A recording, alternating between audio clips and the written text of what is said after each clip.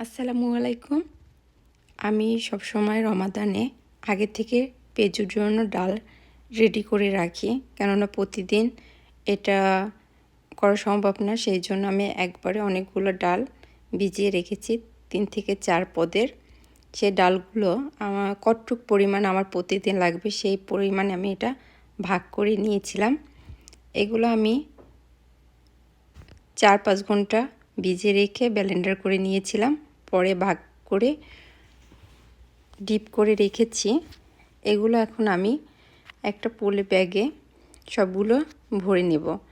এটা অনেক হার্ড, তো এই জন্য আমি এভাবে খুলে নিচ্ছি যাতে আমি যেভাবে এটা করতে পারি। তো এখন আমি সবগুলো এই ব্যাগের ভিতরে ঢুকিয়ে নেব। এটা একটার সাথে একটা লাগবে না, কেননা অলরেডি এটা ফ্রোজেন হয়ে গেছে। চাইলে আপনারা এভাবে করে নিতে পারেন, কেননা প্রতিদিন যারা কাজ করে তারা প্রতিদিন করতে পারে না, এই জন্য তাদের জন্য ভালো। কি বাচ্চারা থাকে সেক্ষেত্রেও আপনারা যখন এটা ভাজবেন তার 3-4 ঘন্টা আগে এটা বের করে রাখবেন, ইজিলি এটা নরম হয়ে যাবে। তখনই আপনি আগে যেভাবে নতুন করে করেন সেভাবে করে নিতে পারেন। এটা সহজ, তো আমি এভাবে করে রাখি সব সময়ের জন্য। এভাবে আমি সবগুলো বের করে এভাবে প্যাকেট করে নিব। আর এখানে আমি আরও একটা কাজ করব। ছোলার ডালটা আমি আগে থেকে সেদ্ধ করে ভিজিয়ে রেখেছিলাম। যখন এটা ফুলে গেছে তখন আমি এটা সেদ্ধ করে নিয়েছিলাম লবণ দিয়ে, আর তারপর পানি ঝরিয়ে নিয়েছি। এখন প্রতিদিনের জন্য আমার কতটুকু পরিমাণ লাগবে সেই পরিমাণে আমি এটা প্যাকেট করে নেব। তো এখানে আমি কিছু জিপ ব্যাগ নিচ্ছি। তো ব্যাগের ভিতর আমি সবগুলো একসাথে অল্প অল্প করে ঢুকিয়ে নেব। এগুলো আমি ফ্রোজেন করে নেব, কেননা প্রতিদিন তো আমার এগুলো দরকার নেই। সেই জন্য ডিপ করে রাখলে এটা নষ্ট হবে না।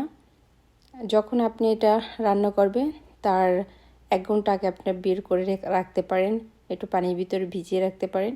আমি কিন্তু এটা সিদ্ধ করে আর ধুইনি, ধুলে এটা একটু শক্ত হয়ে যেতে পারে, সেই জন্য আমি এটা ধুইনি। যখন আমি এটা রান্না করব তখন আমি এটা ধুয়ে নেব।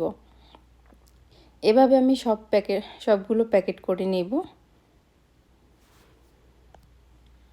এখন আমি সবগুলো একসাথে প্যাকেট করে এটা একটা পুলের ভিতরে ঢুকিয়ে নেব, কেননা আলাদা করে রাখা যাবে না।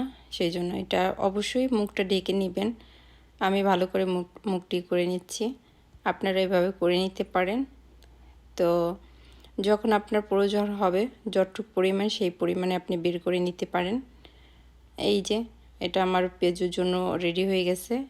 আর এখানে আমার ছোলার ডালগুলো প্যাক করা হয়ে গেছে।